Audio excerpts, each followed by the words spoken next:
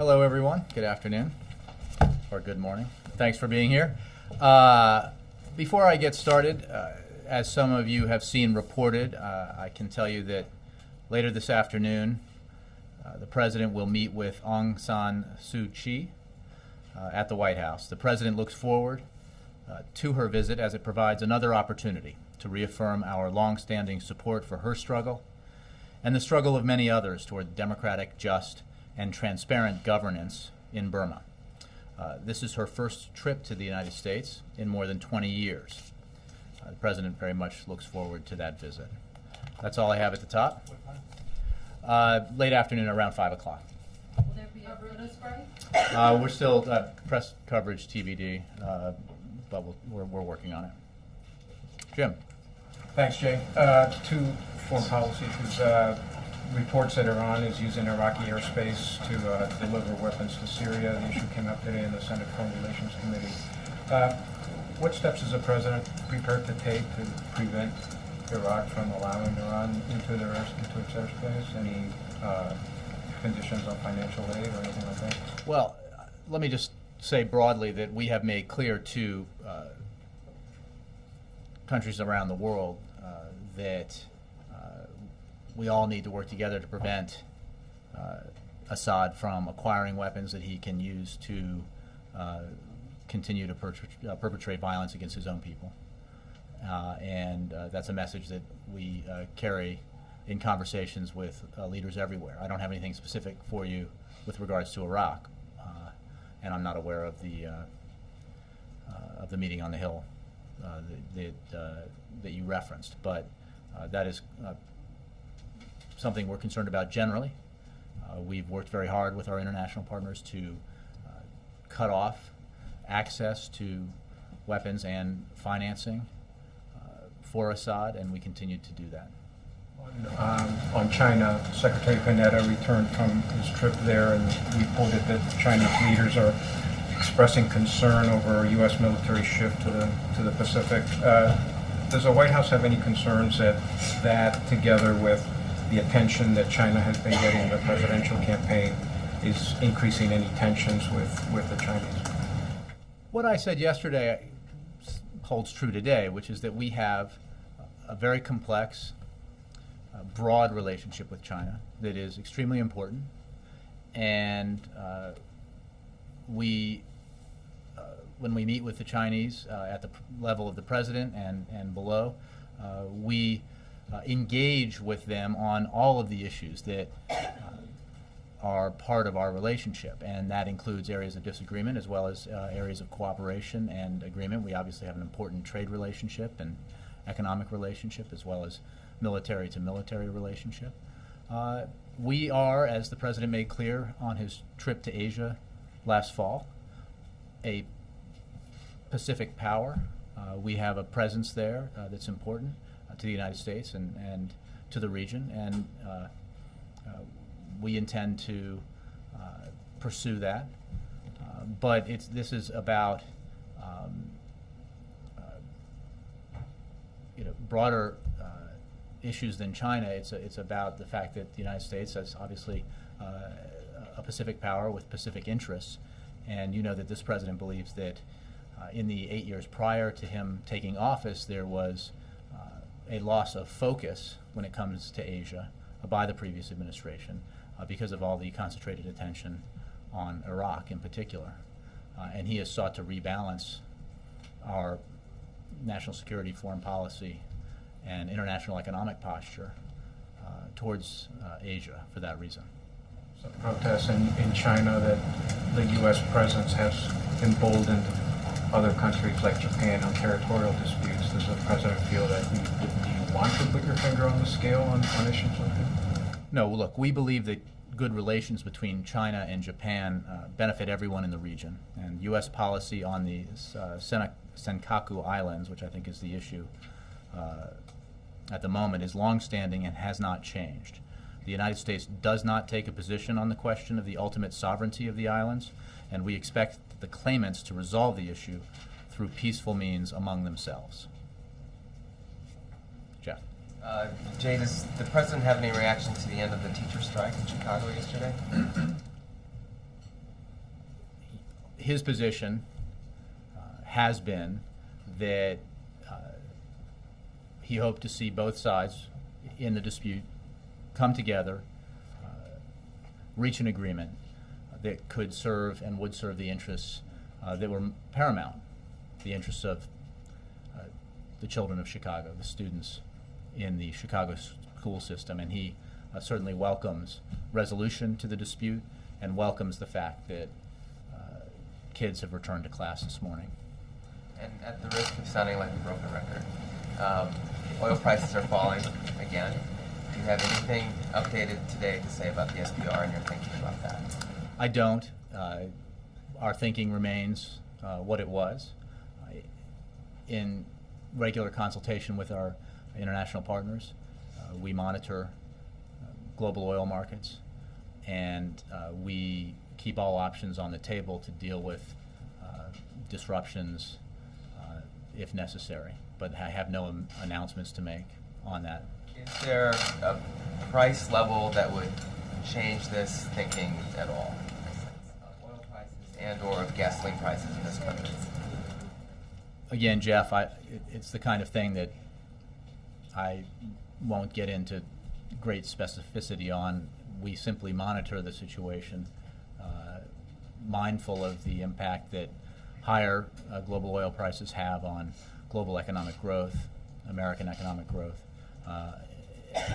and mindful of all the various implications that arise when you have a situation like that. But I'm not going to get into the details of price levels or reserve levels, and suffice it to say that the President insists that all options for dealing with this issue remain on the table, and that includes the SPR. You mentioned yesterday, just last follow-up on this, you were pleased about Saudi Arabia's action. Can you talk a little bit about what types of negotiations or discussions happened between the White House or U.S. officials and Saudi officials on this?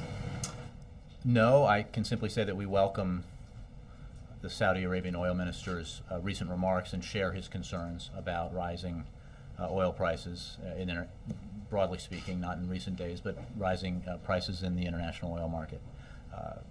And we welcome Saudi Arabia's continued commitment to take all necessary steps to ensure the market is well supplied and to help moderate prices. But we have ongoing consultations and conversations with our allies and our partners, including Saudi Arabia, on this issue and many others. Okay. In the wake of the attacks in Benghazi, the Pentagon and the State Department both made statements that they then had to correct the Pentagon involving whether or not there were Marines at the embassy in Tripoli. There were not, and the State Department regarding the presence of security firms at the Benghazi compound. Why was there such confusion, and is the White House or anyone conducting any sort of internal investigation as to what went wrong?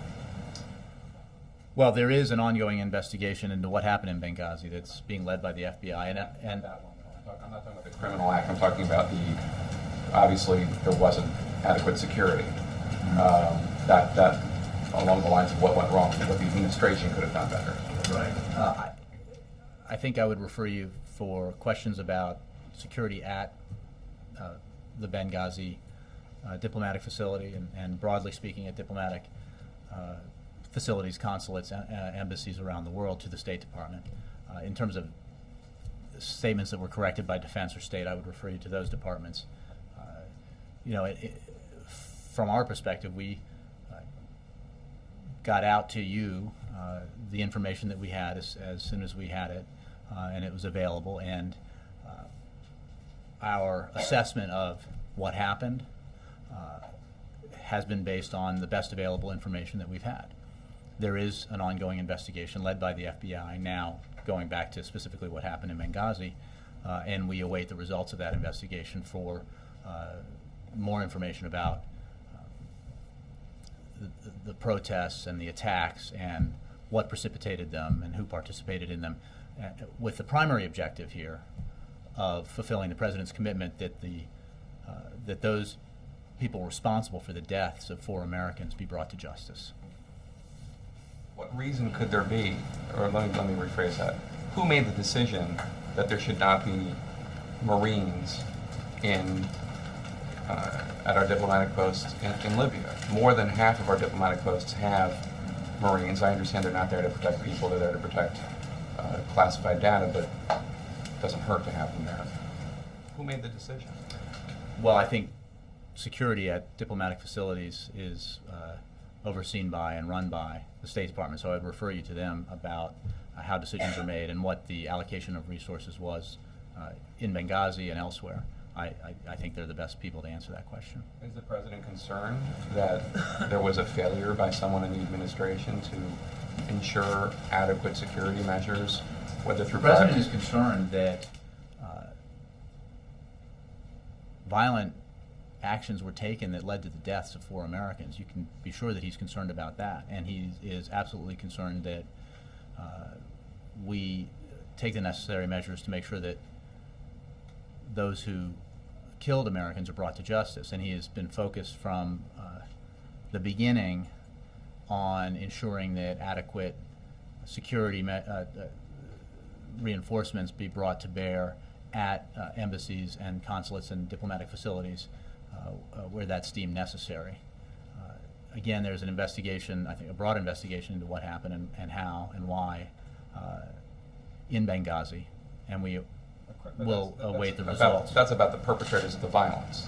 Well, I think it encompasses everything that happened. I mean, I'm sure that they will look at everything that happened there. I mean, I would refer you to the FBI for details, but look, I mean, Jake, I think what happened in Benghazi. The anniversary of 9/11, an unstable country with roving bands of individuals who are armed, a government that says it itself cannot provide security, it's not ready to do so yet, and it would just seem not that complicated to discern that there needs to be some sort of serious security effort there to protect our diplomats.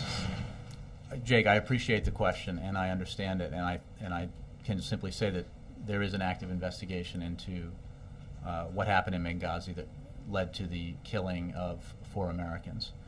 And the President has taken action to make sure that we have reinforced security at facilities as deemed necessary, and is very focused on ensuring that we bring to justice those who killed Americans abroad. But I appreciate your question. I think that we are awaiting the results of the FBI investigation. Okay, on one other subject, did the President have any response to the Office of Special Counsel report on Secretary Sebelius violating the Hatch Act? I have not spoken to him about it. I think that Secretary Sebelius has responded to that and made sure that what was her remarks were extemporaneous. The Health and Human Services Department has since reclassified the event to meet the correct standard. The U.S. Treasury has been reimbursed, and Secretary Sebelius has met with ethics experts to ensure that this never happens again. The error was immediately acknowledged by the Secretary and promptly corrected, and no taxpayer dollars were misused. Is it safe to assume that, as far as the President is concerned, that's the end of the matter? Well, I think it's safe to assume that action has been taken by the Secretary and the Department to remedy what was the result of an inadvertent error based on extemporaneous remarks, and she acknowledged it immediately, promptly corrected it, and ensured that no taxpayer dollars were used, and that the department reclassified the event to make sure that the correct standards were met. Thanks, Jim. Dan. Thank you, Jay. Aside from the FBI investigation, doesn't the White House have its own intelligence that would allow you to say with some degree of certainty that the attack in Benghazi was either a coordinated attack or a spontaneous reaction to the movie? The White House doesn't have its own intelligence, Dan. The White House has. The White House is the. I mean, outside of the intelligence community of the United States government. Outside of the FBI investigation, you don't have. Are you suggesting that we have a clandestine intelligence operation here in the White House? You were able to find out a lot of information on your own, independently. And what I'm saying, in addition to what the FBI is doing, does the White House not have information that it has gathered? I think the FBI is leading an investigation that will encompass all of the information available to the White House and to the intelligence community and the broader diplomatic community. What I can tell you is that as I said last week, as our ambassador to the United Nations said on Sunday, and as I said the other day, based on what we know now and knew at the time, we have no evidence of a pre-planned or premeditated attack. This, however, remains under investigation, and I made that clear last week, and Ambassador Rice made that clear on Sunday. And if more facts come to light that change our assessment of what transpired in Benghazi and why and how, we will welcome those facts and make you aware of them. But again, based on the information that we had at the time and have to this day, we do not have evidence that it was premeditated. We have, it is a simple fact that there are, in post-revolution, post-war Libya, armed groups. There are bad actors, hostile to the government, hostile to the West, hostile to the United States. And as has been the case in other countries in the region, it is certainly conceivable that these groups take advantage of and exploit situations that develop, when they develop, to protest against or attack either Westerners, Americans, Western sites or American sites. And again, this is something that's under investigation. We have provided you our assessment based on the information we've had as it's become available. As more information becomes available, we will make clear what the investigation has revealed. And another question on Afghanistan, given some of the developments that we've seen there recently, does the president still believe that Afghan forces are capable of handling their own security and will be able to do so in time for the 2014 deadline? The president believes that after a decade of war, we can and should pursue a strategy that transitions security authority over to Afghan forces and allows us to end the war in Afghanistan and bring home our men and women in uniform. That process is underway. We have gotten to this point because the president, having inherited a policy in Afghanistan that was widely viewed as adrift, without a focused mission, under-resourced, he very deliberately, working with his national security team, honed in on what the proper objectives should be in Afghanistan, made clear that our number one objective in that region was to disrupt, dismantle, and ultimately defeat al-Qaeda, and to ensure, in support of that goal, that Afghanistan could not become a safe haven again for al-Qaeda or other extremists who have as their objective attacking the United States or U.S. allies.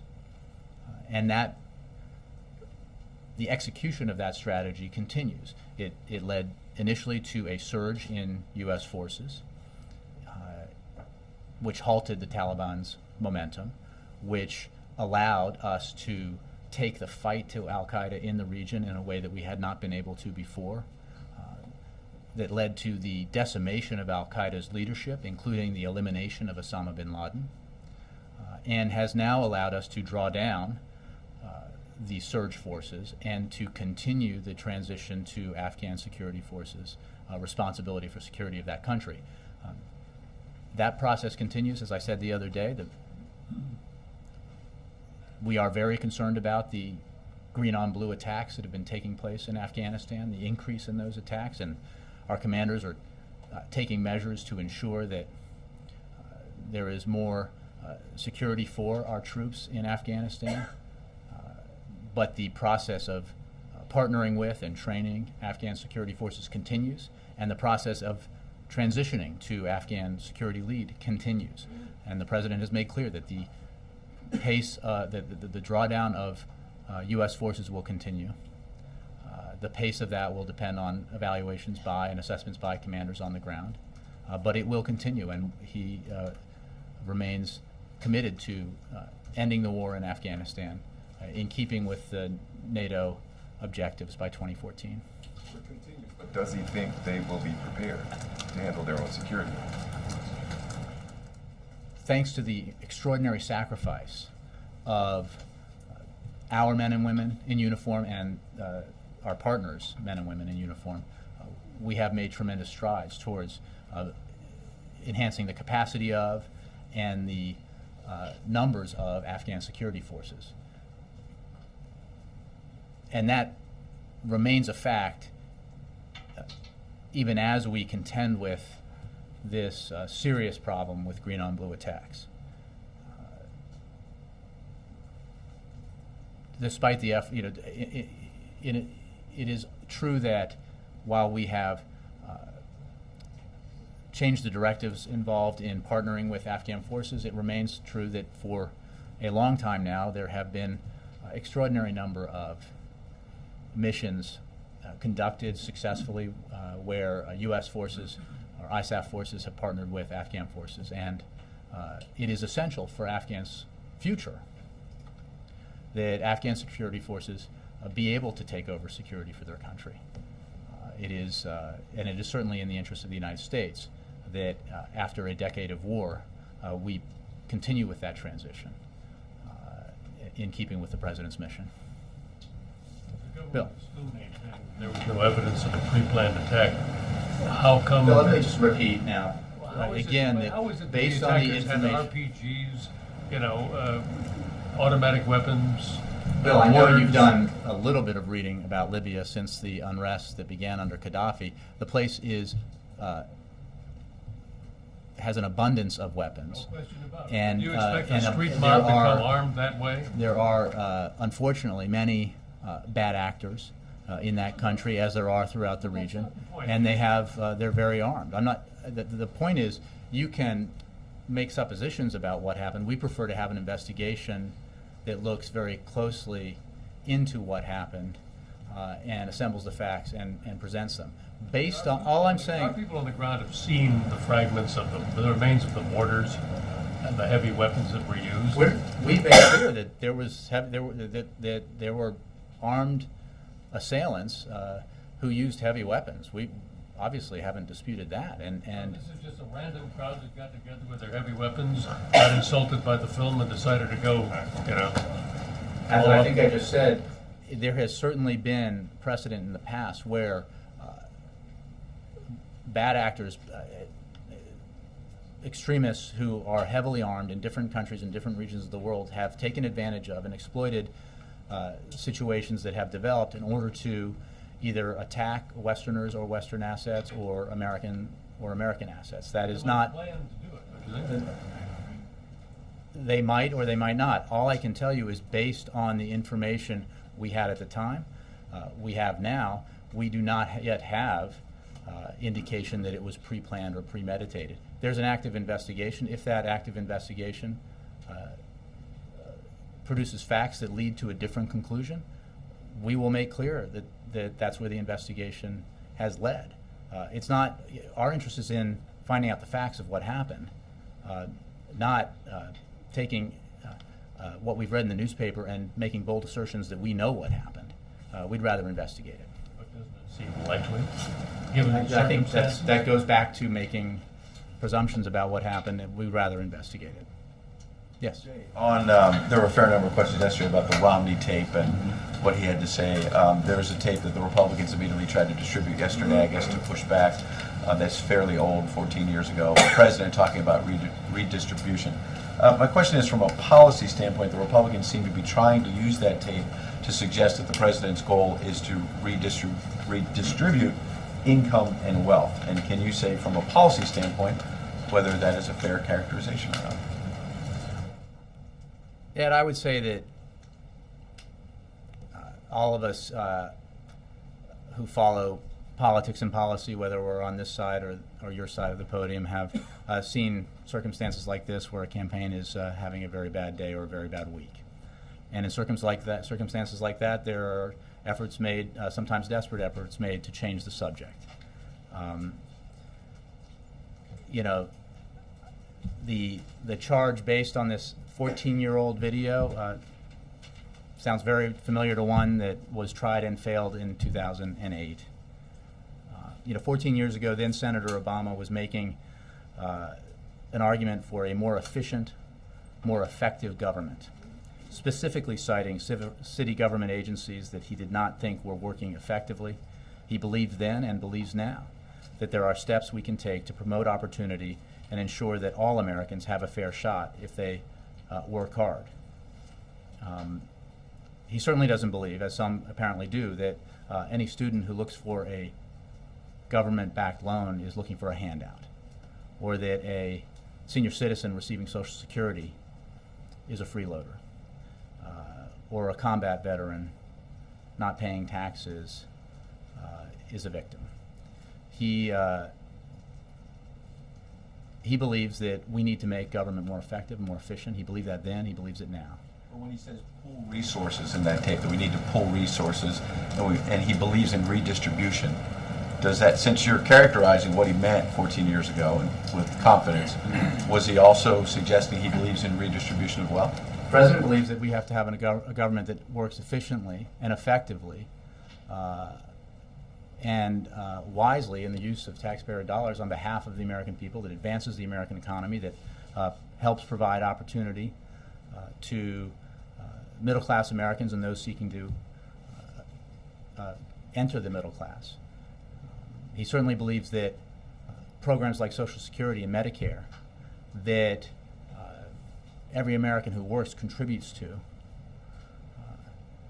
are beneficial for the entire society, and those programs use money that you and I put in every week to ensure that your grandmother and my grandmother have health care now. That's a wise use of government resources and taxpayer dollars. But again, if you look at what he said back then, it was all about his concern as a state senator with inefficient, ineffective local government programs and the need to make them more efficient and more effective. And that is a focus and a concern that he has brought here to Washington, first as a senator and now as president. And the last question, beyond the attacks back and forth, the Wall Street Journal today cites U.S. Census data that says that in 2011, 49% of the population lived in a household receiving some sort of government benefits, and that back in the 80s it was only 30%. So my question would be, do you think, since the president does talk a lot on the stump about the debt problem, about balancing the budget, is that a sustainable path to go from 30% to 49% in terms of people receiving benefits? Is that sustainable? Can you actually balance the budget if we're headed in that direction? Well, I think you have to look at what those benefits are. We obviously have grown older as a nation, and if you're questioning whether or not Social Security is a necessary and beneficial program for America's seniors, I think the President's answer would be clear. Yes, it is. Is it absolutely essential that Medicare as we know it remain in place to provide health care to America's seniors? Yes, it is. Are veterans benefits, and we certainly have a large number of veterans and veterans who need assistance returning from the wars in Iraq and Afghanistan, are those benefits necessary and helpful to American society? The answer absolutely is yes. Again, there have been a lot of assessments of the 47% figure, some of them very interesting and I think substantive and worth examining. It was noted in a different context when we talk about effective tax rates. All those hardworking Americans, everybody who pays payroll taxes is working and earning a paycheck, and a lot of them are paying a higher effective tax rate, even if their federal income tax is extremely low or zero, than some millionaires and billionaires out there because of the carried interest law or other measures by which somebody like Warren Buffett or others can manage to pay a far lower effective tax rate than a school teacher or a bus driver or a police officer. The President believes that when we talk about tax reform, that's one of the things that we need to fix so that the tax system is more fair. You use the word desperate. So the White House believes the Romney campaign has gotten desperate, you said? No, I made an observation as a keen observer of the political scene that when a campaign is having a bad day or a bad week, or some might say a bad month, I stopped there. and this has been true in campaigns from both parties, candidates of all stripes, you sometimes witness an effort to, it seems desperate, to change the subject. We might be witnessing that now, but I leave it up to the experts, including you. You didn't refer those questions to Chicago, but you seem to be willing to weigh in on the campaign now.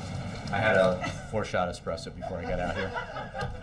Thanks, Jay. I just want to go back to the surge for a moment. To be clear, have all of the surge forces now been withdrawn at this point? The so-called surge forces, I believe 33,000 roughly, are due to be fully withdrawn by the end of this month. I would have to check on the absolute status right now. I don't believe they're to a person completely withdrawn yet, but they are due to be withdrawn by the end of the month. So you don't have any updates about whether or not they've actually been withdrawn at this point? I don't believe that every single person has been withdrawn yet, but again, the timetable is they will be brought out by the end of the month, and my understanding is, I would refer you to the Pentagon for more details, but my understanding is that that timetable is being met.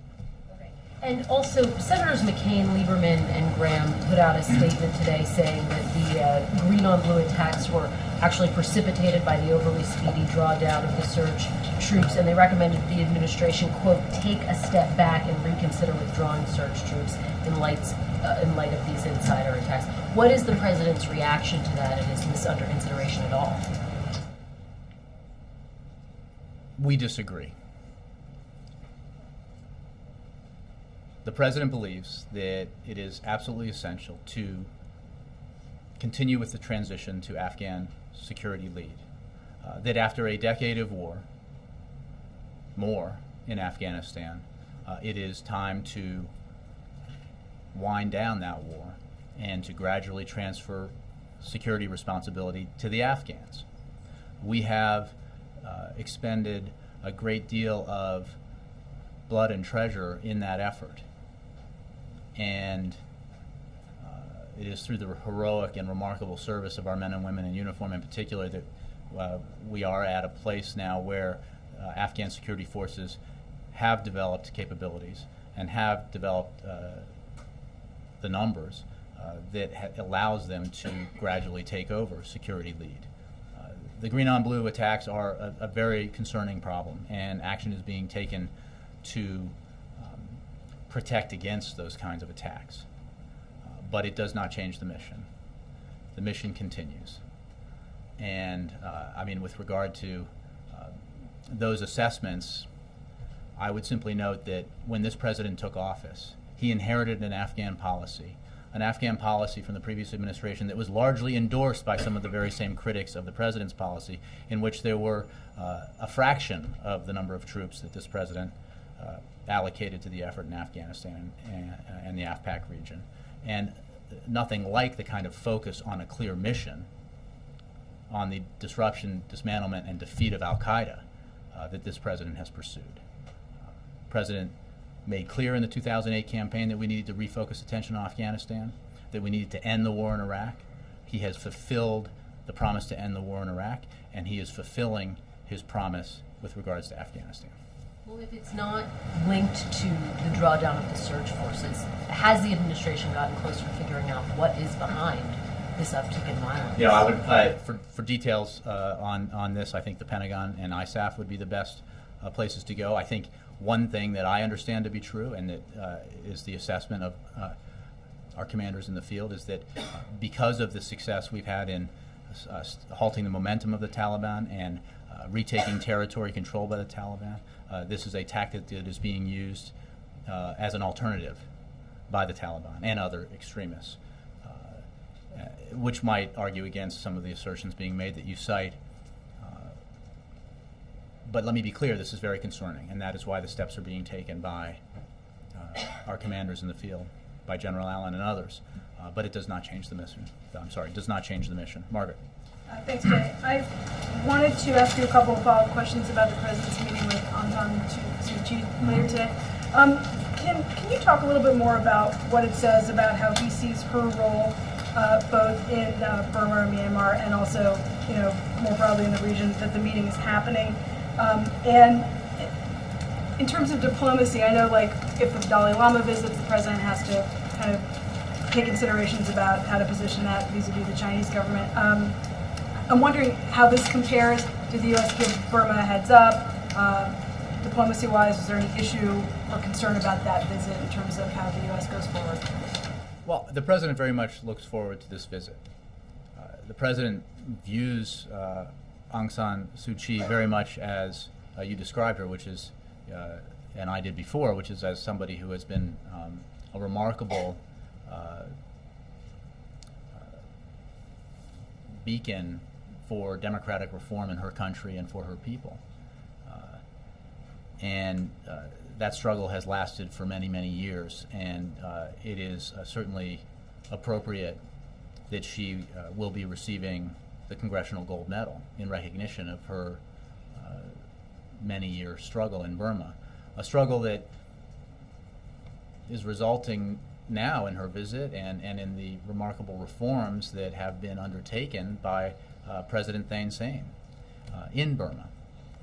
And as I think we discussed the other day when I was asked about her visit and reforms underway and reciprocal actions that we've been taking in response to those reforms, a great deal has been transpiring in Myanmar, Burma, and we continue to work with President Thein Sein and the government there, as well as others, to help the cause of reform and to help the cause of the democratic process there. Is the visit itself and the symbolism that connotes what's most important, or do you expect that they're going to actually discuss anything substantive that he's asking her for information about, or vice versa?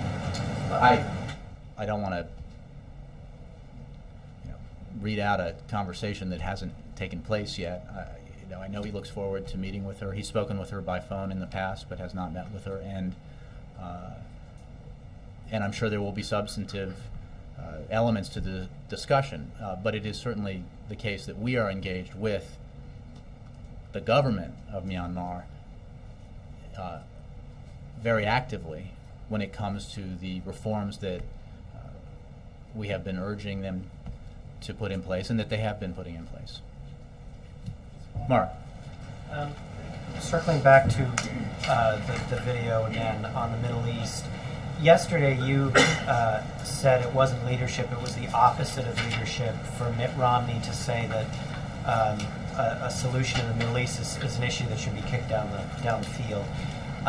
But if you look at the Obama administration's record on the Middle East for at least the past 12 months, it seems as though the White House is effectively kicking it down the field as well. When Senator Mitchell left as special envoy, he wasn't replaced at a similar level. The president hasn't announced a major or even modest new initiative on the Middle East since the speech he gave on the Middle East early last year. And diplomatic engagement by the U.S. on this issue is by all accounts at a very low level. So I guess the question I'm asking is it fair for the White House to say that he's showing no leadership and saying he's kicking it down the field when it appears that you guys are kicking it down the field as well? Well, I would contest the premise. As you know, Mark, when this president came into office, he made this a priority, and he has taken steps to try to advance the peace process. And this is a very, very difficult problem. There is no question, and it has been a problem that previous presidents have worked to resolve. And the fact that we are still short of peace does not mean we should throw up our hands and preemptively tell our supporters or tell the American people or the Israelis or the Palestinians that we're not even going to try. Now, this president's committed to taking steps to move the Middle East peace process forward, to bringing the two parties to the table to negotiate a lasting peace. That is the only way that a two-state solution can be achieved that provides the security that Israel deserves and needs and the sovereignty that the Palestinian people seek. And we have, I would certainly not argue that we have not met with the kind of success in those efforts that we all desire, and we believe that the majority of Palestinians and Israelis desire, but we will continue to work on the issue. And my point was that leadership is about acknowledging the difficulty of the challenges you face and trying to tackle them. It is not preemptively announcing that they're too hard, so why bother? I take your point about the difficulty of it, but I'm just wondering what evidence you can point to that the president has continued to push hard on this. Because if you look at it from the outside, it does appear that he's made perhaps a very valid decision, a very defensible decision, that he's not going to get anywhere between now and the election at least, so he's chosen to put it on the back burner. Well, we continue to press both sides to come to the negotiating table to resolve these very difficult issues that remain the obstacles to a lasting peace. And we have come at this problem in a variety of ways, and we'll continue to work with our international partners, with the Israelis and Palestinians in that effort. Again, I concede that this is a challenge. I concede that this president, like his predecessors, so many of them has not succeeded in helping bring about that final and lasting peace between the two parties. But it is too important an issue to disregard and declare unsolvable. That's not in the interest of the United States. It's not in the interest of the Israelis, and it's not in the interest of the Palestinians. It is stated policy of both the Israeli government and the Palestinian Authority that a two-state solution should be pursued. And it is certainly the policy of this administration and predecessors of this administration, both Republican and Democratic, that it should be pursued. And it is the correct avenue to achieving peace in that region. So this president will continue that effort, hopefully beyond January of next year, and accepts that it's a challenge, but believes deeply that it's a challenge that we have to meet. Yes. Tanguy. The French government has decided to temporarily close their embassies and schools in several Muslim countries after a satirical weekly Charlie Hebdo published cartoons mocking the Prophet Muhammad. Is the White House concerned that those cartoons might further fan the flames in the region? Well, we are aware that a French magazine published cartoons featuring a figure resembling the Prophet Muhammad, and obviously we have questions about the judgment of publishing something like this. We know that these images will be deeply offensive to many and have the potential to be inflammatory. But we've spoken repeatedly about the importance of upholding the freedom of expression that is enshrined in our Constitution. In other words, we don't question the right of something like this to be published. We just question the judgment behind the decision to publish it. And I think that's our view about the video that was produced in this country and has caused so much offense in the Muslim world. Now, it has to be said, and I'll say it again, that no matter how offensive something like this is, it is not in any way justification for violence. Not in any way justification for violence. Now, we have been staying in close touch with the French government as well as other governments around the world, and we appreciate the statements of support by French government officials over the past week denouncing the violence against Americans in our diplomatic missions overseas. Andre. Thank you. It's the same subject. Earlier today in Moscow there was a minor flare-up because the leader of the Russian communists, Mr. Zyuganov, supposedly said in his Twitter account something denigrating about the killed American ambassador. And I don't even want to go there and to repeat what he said. He denies it, by the way.